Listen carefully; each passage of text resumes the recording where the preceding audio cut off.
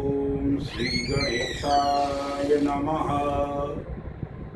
देवगुरु बृहस्पति का अपनी उच्च राशि कर्क राशि में भ्रमण कैसा रहेगा? ये भ्रमण काल क्या क्या लाभ करवाएगा? क्योंकि ज्योतिष की दृष्टि से देवगुरु बृहस्पति का विशेष महत्व है। नवग्रह के अंदर गुरु अध्यात्म, संतान, फाइनेंस, मैनेजमेंट का कारक है। ज्ञान, विज्ञान, विद्या और विकास का कारक गुरु जब अपनी उच्च राशि के अंदर भ्रमण करता है और वो भी अतिचारी होकर भ्रमण करता है, तो सभी राशियों के ऊपर, सभी के जीवन के ऊपर इसका क्या असर होगा? देवगुरु बृहस्पति 1 जून 2026 से 31 अक्टूबर 2026 तक गुरु कर्क राशि के अंदर भ्रमण करेगा। मैंने 3 वीडियो अलग अलग बनाए हैं। मेष राशि से कर्क राशि, सिंह राशि से वृश्चिक राशि और धनु राशि से मीन राशि तक। तो धनु राशि वालों के ऊपर क्या प्रभाव पड़ेगा? ज्योतिष शास्त्र कहता है कि जहां गुरु बैठता है वहां हानि करता है, और गुरु जहां देखता है वहां विशेष फल को देने वाला होता है। तो गुरु की 3 दृष्टि मानी गई है, 5वीं, 7वीं और 9वीं।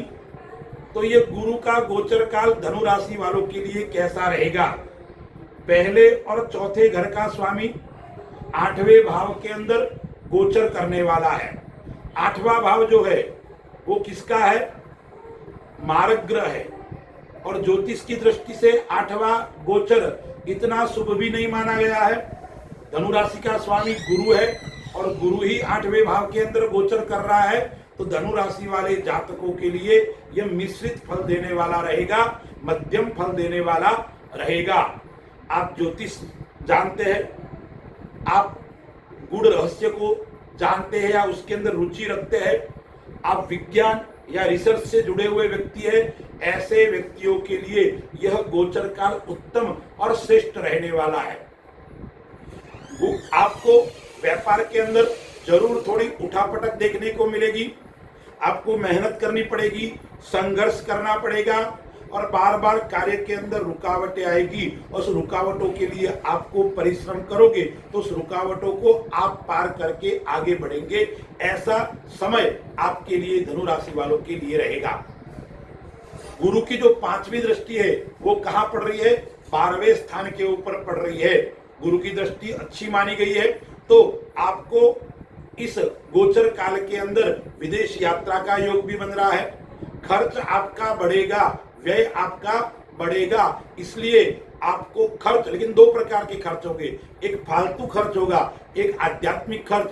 यानी इस गोचर के काल के अंदर खर्च तो आप बढ़ेगा, लेकिन वो आध्यात्मिक क्षेत्र में खर्च होगा या मांगलिक कार्य के अंदर खर्च होगा। इसलिए चिंता करने की आवश्यकता नहीं है, लेकिन खर्च बढ़ेगा तो आपका बजट थोड़ा बिगड़ सकता है। उस बात का आपको विशेष ध्यान रखना पड़ेगा। गुरु की जो 7वीं दृष्टि है वो दूसरे भाव के अंदर है, और दूसरा भाव है वो धन का भाव है, वहां नीच की दृष्टि है। तो धन के आगमन में भी धन आएगा निरंतर, लेकिन रुक रुक के आएगा। जिस दिन आपको चाहिए उस दिन आपके पास में धन नहीं होगा, दूसरे तीसरे दिन आपको धन की प्राप्ति हो सकती है। धन का आगमन तो होगा लेकिन रुक रुक के होगा। और दूसरा क्या करवाएगा? आपको भोजन, उसके अंदर खर्च होगा, और वाणी के ऊपर आपको थोड़ा संयम बरतना पड़ेगा। आपका स्वभाव थोड़ा उग्र होगा इस गोचर काल के अंदर। गुरु की 9वीं दृष्टि है वो चौथे भाव के ऊपर पड़ रही है। तो परिवार का सुख अच्छा रहेगा, माता का स्वास्थ्य अच्छा रहेगा, माता से लाभ होगा। यदि परिवार के अंदर कोई विवाद आदि चल रहा है तो विवाद का अंत आ जाएगा, विवाद वो समाप्त हो जाएगा, क्योंकि 9वीं दृष्टि वो चौथे भाव के ऊपर है। आपका मन शांत रहेगा। वाहन आदि सवारी का युग सुख भी इस गोचर काल के अंदर बन रहा है। नए भवन का योग भी आएगा। स्वास्थ्य को लेकर थोड़ा आपको सावधान रहेगा। पेट संबंधी पाचन तंत्र आपका बिगड़ सकता है और मौसमी बीमारी आपको परेशान कर सकती है। अब आपको उपाय क्या क्या करना है, तो धनु राशि का स्वामी गुरु है, इसलिए आपको भगवान विष्णु का पूजन करना है। गोपाल सहस्रनाम स्तोत्र है, उसका पाठ करना है और विष्णु भगवान का यजन और पूजन आपको निरंतर करना है। उसके बाद में है मकर राशि। मकर राशि का जो स्वामी है वो शनि है और शनि जो स्वामी है वो मकर राशि वाले जातकों के लिए क्या होने वाला है, गोचर काल क्या करने वाला है। तो मकर राशि का जो स्वामी है वो शनि है, 12वें और तीसरे भाव का स्वामी 7वें भाव के अंदर गोचर कर रहा है। 7वां भाव है वो जीवन साथी का है, भागीदारी का भाव है। तो ये मकर राशि वालों के लिए नए व्यापार का योग रहेगा, नए जिम्मेदारी का योग आएगा और भागीदारी पार्टनर उससे आपको विशेष सफलता देने वाला रहेगा। दाम्पत्य जीवन की दृष्टि से यह समय उत्तम और श्रेष्ठ रहने वाला है। दाम्पत्य सुख आपके लिए उत्तम रहने वाला है। आपके परिवार के अंदर कलह था तो कलह समाप्त होगा और धीरे धीरे दाम्पत्य जीवन के अंदर सुधार आएगा और आपस में जीवन साथी के साथ में प्रेम और विश्वास बढ़ने वाला है।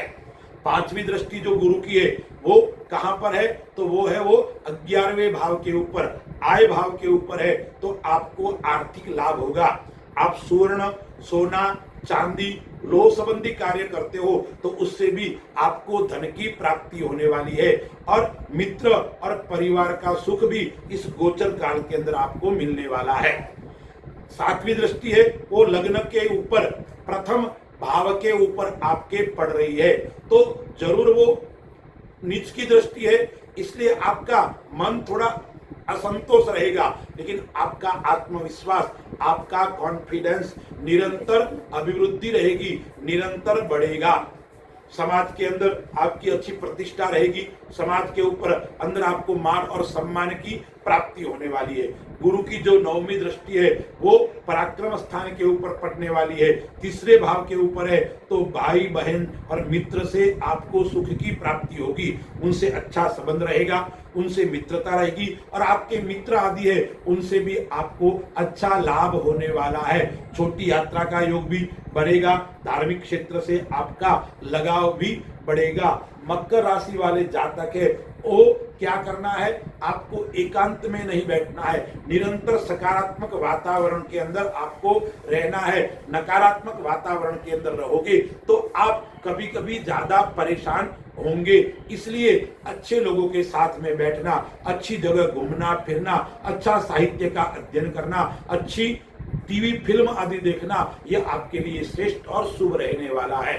उपाय क्या करना चाहिए मकर राशि वाले जातकों को, तो मकर राशि वाले जातकों के लिए गुरुवार के दिन गुरुवार का व्रत करना है और गुरुवार के दिन भगवान विष्णु का पूजन करना है और चने का दान, चने के दाल का दान आपको करना है और गौ माता की आपको सेवा करनी है।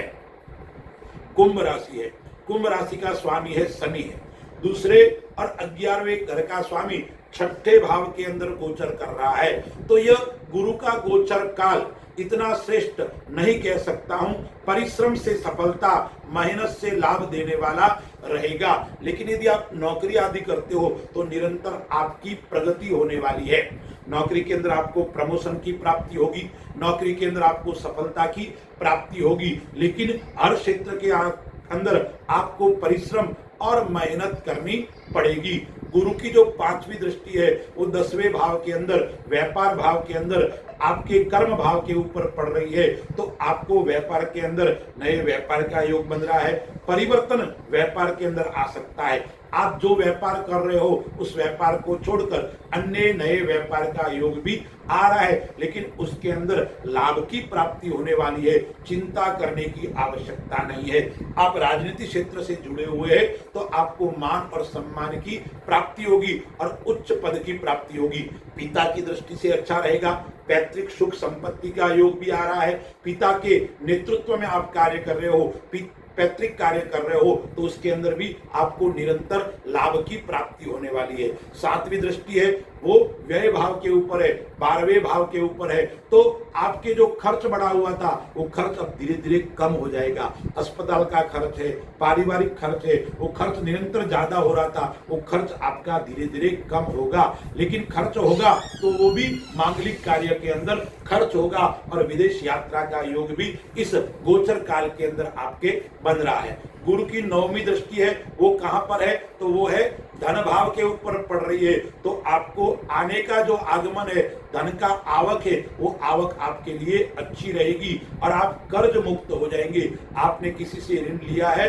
तो ऋण आपको चुकाने का समय भी इस गोचर काल के लिए अच्छा और उत्तम है। तो कुंभ राशि वाले जातकों के लिए यह मिश्रित फल देने वाला रहेगा, इतना अच्छा नहीं है। मेहनत से, आप परिश्रम से आप आगे बढ़ सकते हैं, भाग्य इतना आपको साथ नहीं देगा। कुंभ राशि वाले जो जातक है उनको उपाय क्या क्या करना है? तो कुंभ राशि वाले जातकों के लिए सर्वप्रथम जो उपाय करना है वो उपाय क्या है? आपको गुरुवार के दिन और शनिवार के दिन भगवान विष्णु का और भगवान शिव का पूजन करना है, गौ माता की सेवा करनी है और ब्राह्मणों का पूजन करना है। यदि 8 ब्राह्मण बटुक मिलते हैं तो उनको गुरुवार के दिन भोजन कराना चाहिए और पीला वस्त्र आपको दान करना चाहिए।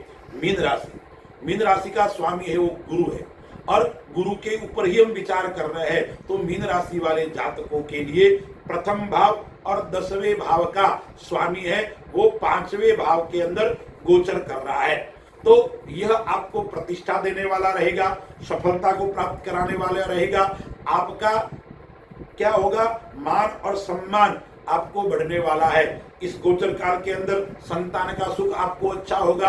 विवाह नहीं हो रहा है तो विवाह योग होगा और धार्मिक यात्रा का योग भी इस गोचर काल के अंदर बन रहा है। गुरु की जो 5वीं दृष्टि है वो कहां पर है? तो वो है 9वें भाव के ऊपर गुरु की 5वीं दृष्टि है। तो 5वीं दृष्टि क्या फल देने वाली रहेगी? क्योंकि 9वां घर है वो धार्मिक का घर है, धर्म का, यंत्र का, मंत्र का। तो आपका धार्मिक क्षेत्र से लगाव बढ़ेगा। तीर्थ यात्रा का योग बन रहा है, तीर्थ स्नान का योग इस गोचर काल के अंदर बन रहा है और आपका समय धार्मिक क्षेत्र में व्यतीत होगा। ऐसा यह गोचर आपको लाभ करवाएगा। आपकी बुद्धि है वो पुण्य की ओर बढ़ेगी। आपके हाथ से निरंतर पुण्य कार्य होने का योग भी इस गोचर काल के अंदर बनेगा। गुरु की जो 7वीं दृष्टि है वो आय स्थान के ऊपर है, 11वें भाव के ऊपर है। तो 11वें भाव के ऊपर नीच की दृष्टि जरूर है। तो लेकिन आप यदि कोई मशीनरी संबंधी काम कर सकते हैं, लोह लक्कड़ संबंधी काम करते हैं तो उसके अंदर थोड़ा उठा पटक देखने को मिलेगा। लेकिन आपका धन निरंतर आता रहेगा, प्रतिष्ठा आपको अच्छी मिलेगी, समाज के अंदर आपका मान और संबंध अच्छा रहेगा, अच्छे लोगों से आपके संबंध स्थापित होंगे। गुरु की जो 9वीं दृष्टि है वो लग्न के ऊपर है। लग्न के ऊपर आपकी बुद्धि, आपका विवेक अच्छा होगा, आपको ज्ञान की प्राप्ति होगी, आप अच्छे विद्वान साबित होंगे। यदि आप अच्छे वक्ता है, अच्छे आप लेखक है तो आपके लिए उत्तम और श्रेष्ठ रहने वाला है। काम करने की ऊर्जा आपकी अच्छी रहेगी, मानसिक आप मजबूत रहेंगे, भाग्य आपका साथ देगा और आपको देखकर लोग अच्छी सलाह लेकर आगे बढ़ेंगे। ऐसा मीन राशि वालों के लिए इस गोचर काल के अंदर योग बन रहा है। दर्शक मित्रों, मीन राशि का स्वामी गुरु है तो मीन राशि वालों के लिए क्या क्या उपाय करना चाहिए? तो उपाय करना है, आपका स्वामी गुरु है तो आपको गुरु का उपाय करना है। गुरुवार के दिन आपको 3 माला ओम नमो भगवते वासुदेवाय इसकी करनी है और श्रीमद् भगवत गीता का पारायण आपको करना चाहिए। तो आपके पितृ भी आपको आशीर्वाद देंगे और जो आपके गुरु है उनकी सेवा करना, दादा दादी यानी परिवार के अंदर जो बड़े बुजुर्ग है उनकी सेवा करोगे तो आपके लिए और अच्छा रहेगा, उनका आशीर्वाद मिलेगा और आप श्रेष्ठ ऊंचाइयों को प्राप्त करेंगे। अस्तु, जय श्री राम।